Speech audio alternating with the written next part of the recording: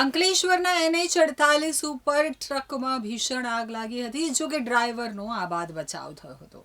અંકલેશ્વર નજીક રાષ્ટ્રીય ધોરીમાર્ગ NH48 ઉપર ચાલતી ટ્રકમાંથી ધુમાડો નીકળતો જોઈને ચાલકે તાત્કાલિક વાહન સાઈડમાં ઊભું રાખી દીધું હતું અને નીચે ઉતરી ગયો હતો.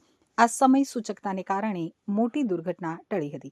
આગની જાણ થતાં જ ફાયર બ્રિગેડની ટીમ ઘટનાસ્થળે પહોંચી ગઈ હતી અને આગ ઉપર કાબૂ મેળવવાની કામગીરી શરૂ કરી હતી.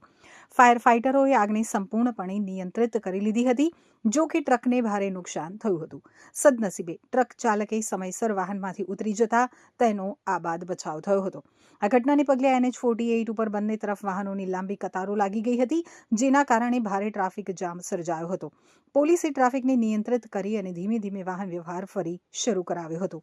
આગ લાગવાનું ચોક્કસ કારણ હજુ સુધી જાણી શકાયું નથી. સમગ્ર ઘટનામાં કોઈ જાનહાનિ ન થતાં તંત્રએ રાહત અનુભવી હતી.